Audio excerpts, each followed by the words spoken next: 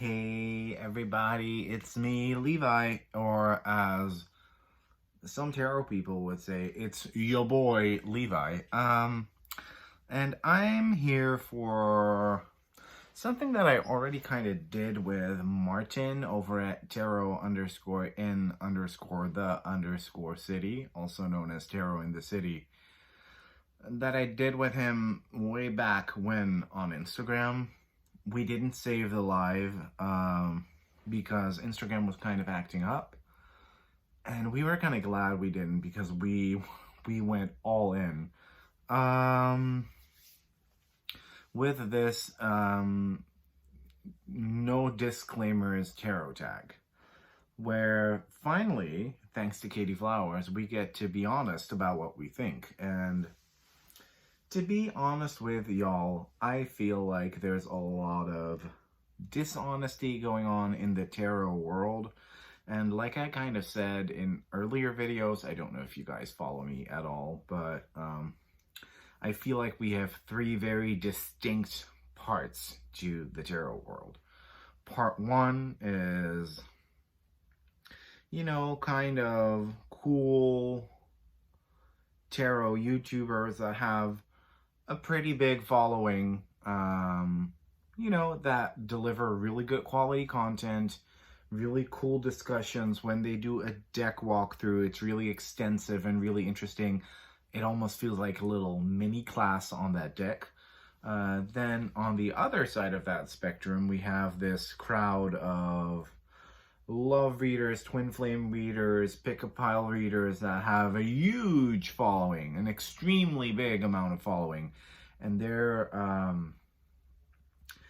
content is mainly about, doing readings for the collective, or readings especially for you, because this reading is especially for you. And when you type claim, because you have to claim the reading, when you type that into the box, that's when you kind of get,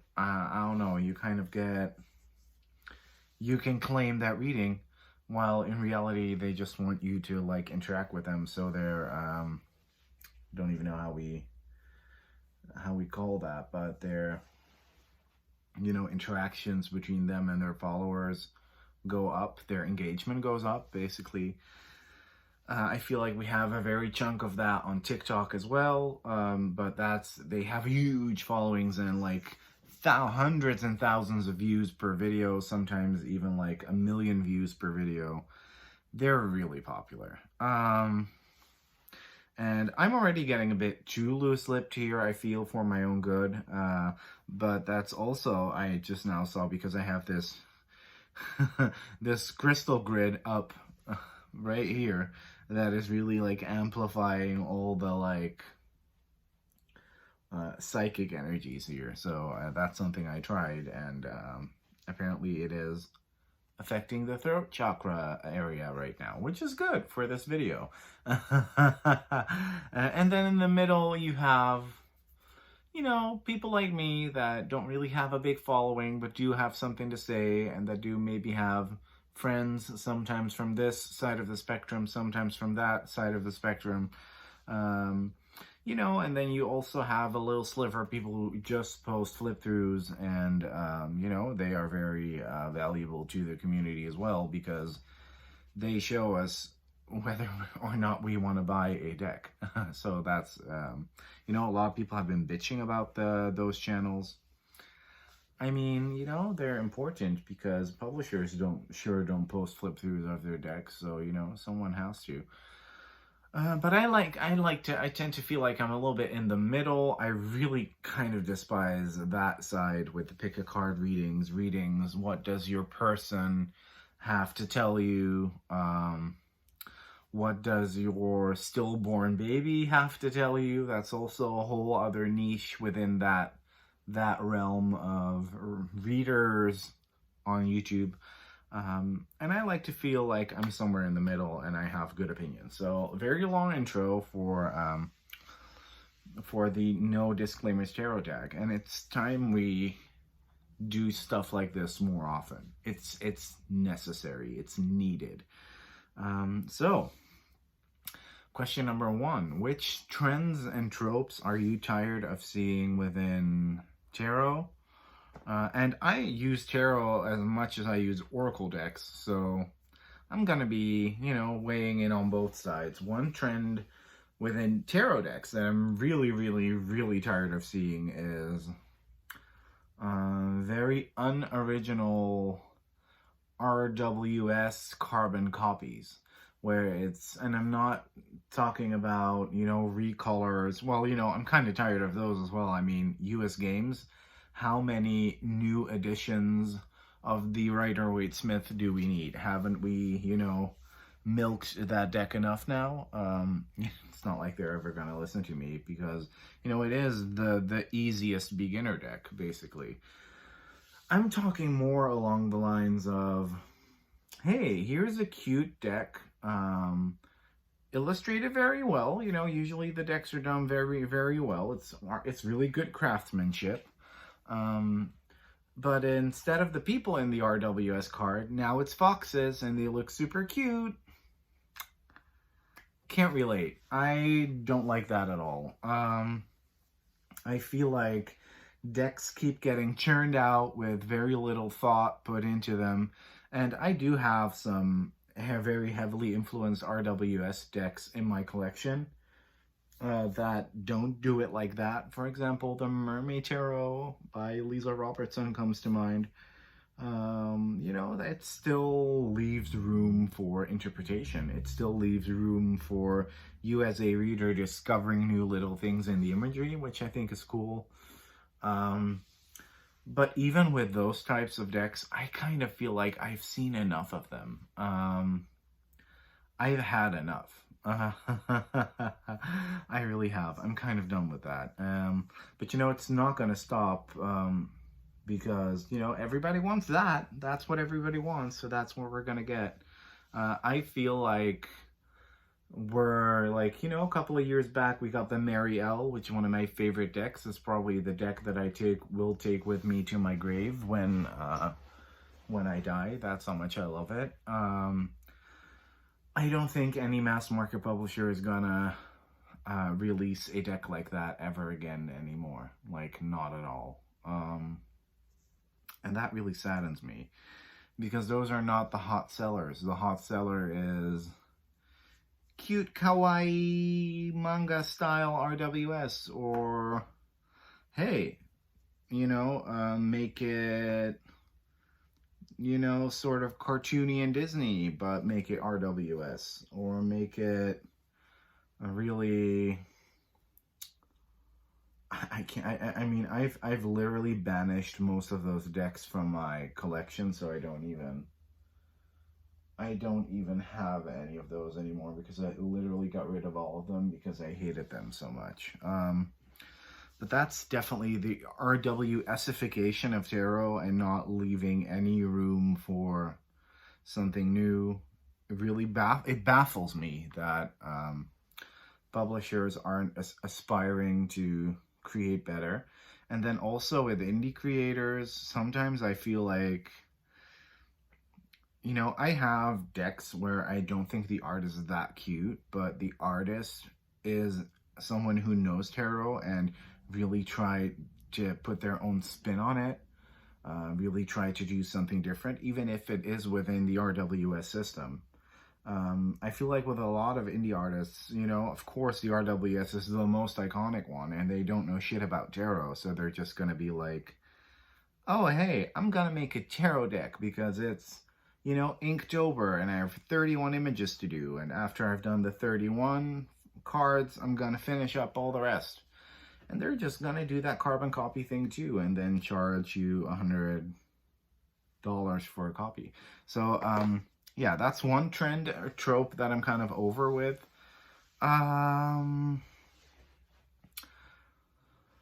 Very much over with. Another trend, another trope that I'm over is the let's make it, super current and realistic. Let's have basic everyday people in RWS positions usually. I get that that's a style that a lot of people like. I'm thinking Everyday Witch. I'm thinking This Might Hurt. I fucking hate that, and I really don't want to see any more of those. Like, I may be weird, but I like seeing, give me like super sci-fi high fantasy bullshit. I'm all about that life. I'm not about, hey, here's a kid with a hoodie on walking on a hill with, a little cute dog. No, I don't want to see that. I want to see the fool, I want to see that grand image. Number 2, some overrated decks. This one is going to come out of left field because people are going to be expecting me to say the, what's the name again? The Lightseers, or the, the Wild Unknown. But you know what? Those decks are actually pretty good, and they have content in them. I'm going to pick from the other side, the, hey, I'm a reader, I'm a TikTok reader side, and that's the Luna Soleil Tarot. I legitimately think that it looks really cool and witchy, and it looks very aesthetic, very minimal, very sweet, very cool. There is literally zero meaning in the imagery in that deck. It's just a bunch of cool, like, moon shapes on the cards, with little stars and little twinkles and little, embellishments, and that's all there is to that deck. It's the crappiest deck ever. It's really, really, really bad. And when I sometimes hate read reviews on Etsy. Is that weird? I keep seeing these reviews, and you can tell that they're written by very young people that have paid like $50, $60, $70 for that deck. I don't even know how much that piece of crap is. Saying things like, ooh, I actually thought that there was actual gold foil on the cards. No. It's just printed in a way that in pictures it looks kind of like gold. It doesn't have that gold foil. If you want a deck like that, just get the Soul Cards Tarot by Christine Fredheim. It has a similar aesthetic. It's similarly priced. It does have gold foil, and at least the cards bear meaning. I will also see reviews that say, this is my soul deck. Like, bitch, you can't even read. You're illiterate. You can't read. How do you know what a soul deck is? I don't get it. But people love it. It looks cool. Like, I'm gonna tell you, it looks cool. It's right up my alley. I love that kind of shit. That kind of sigil-y design. There's zero meaning in it. It's completely useless as a tarot deck. As a seasoned reader, I can read with it. I mean, there's that. I can read with anything. I could literally tear scraps of paper from my little bullet journal right here and write the names of the cards on there and put them in a hat and take some of them out, and just by names alone I can give you a fabulous reading based off of knowledge that I have.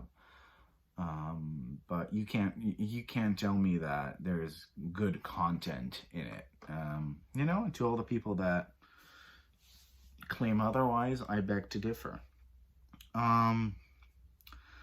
Question 3 was my least favorite decks. Well, it's kind of decks like that.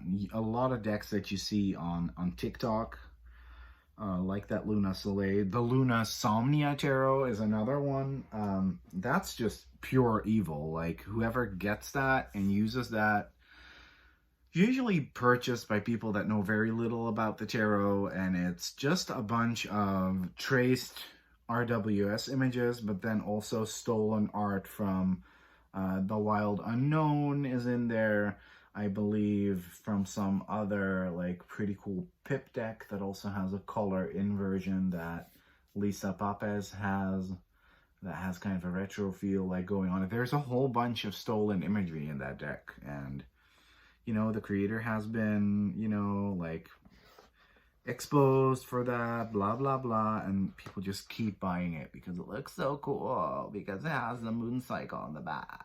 decks, and it's like, yeah, so witchy. I hate that.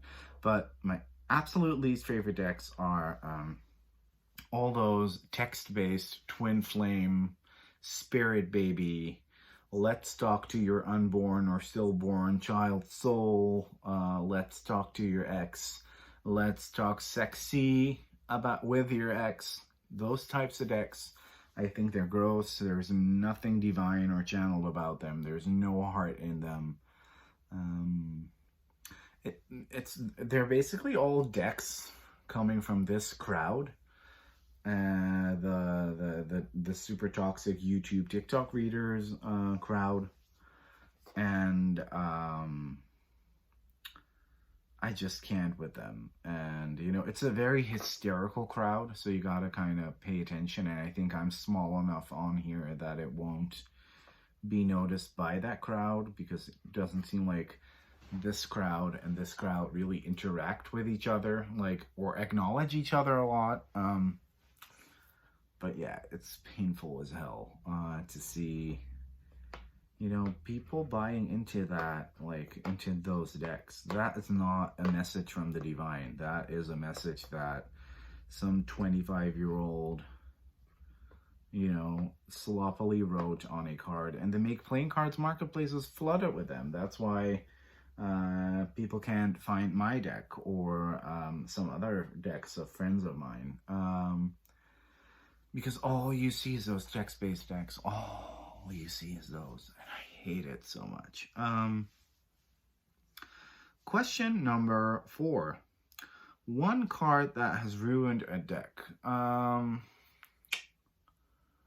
not the biggest fan of the Sun. I like the Marseille Sun that usually doesn't have the muscled naked baby on a horse in it. That's about it. I don't really have... Well, there's a deck that I don't own that I would like to own, but that I just don't want to spend any money on because of that one card, and that's the Cosmic Tribe Tarot. That deck should be right up my alley. It's very Golden Dawn Thoth-esque. It's pippish. It's gay as hell, but it has this really, really, really nasty looking Queen of Pentacles that, you know, like, some people may love that image, but that image just really rubs me the wrong way and doesn't, like, align with how I see the Queen of Pentacles at all. So yeah, that may be one. Number 5, an out-of-print deck that you wish was still in print.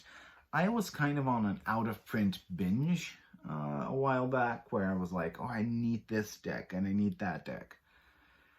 And I don't really have that anymore. I feel like, you know, there's so much out there right now for anyone and everyone. Do I feel like publishers such as Los Scarabeo and US Games that go way back, and AGM Mueller that go way back, do I feel like instead of rehashing the Thoth and the RWS, they could maybe revisit some out-of-print decks that they used to have that were really cool? Yeah. But they're not going to do that. So, because that's not where the money is. Because all people want is a holographic RWS, a round RWS, a 1909 RWS, a vintage RWS, a Radiant Rider-Waite, a Centennial RWS, a borderless RWS, and I'm not gonna buy any more RWS decks. I'm not gonna do that anymore because it fucking sucks. The only RWS recolor that I really liked is that Hoi Polloi rework that Brent off of Moon Baby Tarot did. That was dope. I don't have that. I had to back out of the Kickstarter because I was running a little bit low on money and I couldn't have my credit card charged at that time, but that was good. But you know, the rest of it, Tarot Tube pet peeves, I think I've covered them all. I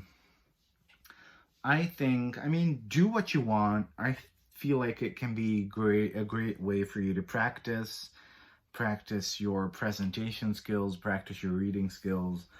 But I feel like readings for the collective, or readings especially for you, if this came on your feed, it's probably for you.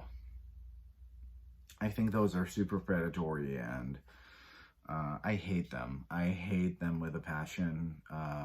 They're really fun to do. I used to do pick-a-pile readings a lot. They're fun to make, I did picture versions of them on Instagram. And I feel like with pick-a-pile, there is some agency, but, the only pick-a-pile reading that I like is Peggy's pick-a-pile reading. That's Lisa Papes's wife. She's hilarious, but they're in on the joke. I can tell you that, because they very clearly state what you need to hear, not necessarily what you want to hear. But honestly, if I see another, what is he or she thinking about you right now video in my recommended, I'm seriously gonna barf, because I feel like it's disgusting. I feel that whole culture of readings, and I mean, this may sound a little bit controversial, but when you look at the comments under those readings, or when you visit those creators' profiles and you watch some of their lives and see the comments under that, it's a very specific group of people that comment, that maybe come from cultures where divination is more mainstream than in ours, where it's more interwoven into their religion, cultures where getting married is still very much the highest attainable goal for a young man or a young woman. So you're basically preying on a very specific target audience, and I just hate that. I wish it would stop. I wish the recognition would go to people who deserve it. So yeah, that. And number 8, thoughts on negative reviews. I find this very difficult. I only got one deck. I only got one PR deck ever. That's not completely true, by the way. Now I've gotten more, but that's because the creators became friends, because I got Robin's deck, I got Danielle's deck, and then I got a prototype of Haley's deck. But from a mass market publisher, I got one PR deck once, in exchange for a review, and I was like, I felt so freaking honored. I was like, yes.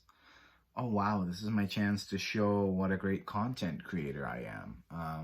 Look at me, this unedited mess of a video, just me, stream of consciousness rambling, with a really fugly background and bad lighting that makes me look like, I don't know, I'm from the ghost dimension. However, I was like, I'm gonna show them. So I flicked through the deck, I worked with it for a couple of days, and it was cute. It wasn't something that I would have bought anyways, but it was cute. I liked it. I didn't like it a lot. I liked it. But, I did notice that there were 0 male figures in this Oracle deck. And it was kind of weird to me, because this author is actually known for always including male figures. So I was kind of like, huh? In this deck, no male figures? That's kind of weird. Because that also is a trend that really, really, really hurts me, that hyper-feminist. I have a couple decks, because people think I don't like femme decks. I love a good, nice femme deck. There are 2 creators that will just refuse to ever share any of my posts with their deck in it. They will share everyone's posts. They'll be sharing posts all day long. They will never share mine, solely because I have masculine intuition readings as my screen name. Solely because they know I'm a white cis guy. I think that is there's a problem in the tarot and oracle world surrounding this topic, which maybe is for another video. I do know that there's a ton of men in the RWS, but I like seeing, sometimes you see this really cool indie art, and you're like, oh man, I wish I could have seen, like a gay couple in there, or you know, a guy on a card, or why are there only women in the deck, and why are the emperor and all the kings from the court presented as animals? It's just it's really disgusting sometimes. It really it used to hurt me a lot. It doesn't hurt me that much anymore, but it used to hurt me. Where was I going? Oh yeah, that deck review. Damn, I got off track there. Damn. So I got my video set up, my ring light. I was looking fly. I was filming it. Now I'm in my little office, but I was filming it downstairs in our dope kitchen. That looks like really cool. Well, it looks even better now, but even back then it was a cool like setup. And, you know, I started talking about the deck, how I liked it, how I thought the art looked kind of like, was kind of reminiscent of the Work Your Light Oracle. It had that really cool, like, Photoshop-y vibe, ethereal vibe, good quality art. I complimented the author. I said, you know, this lady really knows how to write a deck, and I still agree to that. She's a fabulous deck author. There was a Vecvisir on the back. The Vecvisir is a symbol from Norse, old Nordic religions. Vecvisir is basically a signpost telling you where to go. But it was kind of weird and stretched out to kind of fit the rectangular shape, so I didn't recognize it right away, so I mentioned that, where it was kind of like, and I thought the colors on the back didn't really match the design. So there was that, but you know, overall it was really positive. I got a really snarky comment from the author underneath the video on my Instagram, where she tried to explain to me what the symbol on the back was, even though in the video I'd already made clear that I knew. I have since deleted these videos, so no need for you to rewatch it. And, you know, she was kind of being very bitchy to someone who only had 600 followers at the time and was really happy that they had gotten their first PR deck. Ooh. And, after that interaction, because I remained very positive towards them, towards her, I can use their pronouns, who cares? I have never, ever gotten a deck from them in PR again, ever. And that shows you, honesty doesn't go a long way when you're reviewing decks. However, most of the decks you'll see on this channel or on my Instagram, I buy with my own hard-earned money. I do wish people would be a little bit more factual, honest. Be honest about cardstock and quality. Be honest about the writing in the guidebook. Is it good? Is it worth the money? Be honest about the quality of the pictures. You know, you don't have to be like super harsh where you go all in, but you need to be honest, man. Like, it's not that difficult, you know. For example, that Sugar Skull tarot that I kind of liked and wanted to get, that is apparently paper thin and you can't use it, and it doesn't even have rounded corners, so it cuts into your skin every time you want to use it. That would be a problem to me. And to see reviewers going, oh, the cardstock is actually really good. No, it's not. It's really bad. The production quality of this product is not good. I may still enjoy it for what it is, and I may still be able to use it, but, you know, most people probably won't like it. Be honest about stuff like that. So those were all the points. I think I could go on and on about this for hours. I'm not gonna. I'm just gonna sign off for now and call it a night. So thank you for watching. I hope you guys stayed all the way through, and bye-bye. Mwah.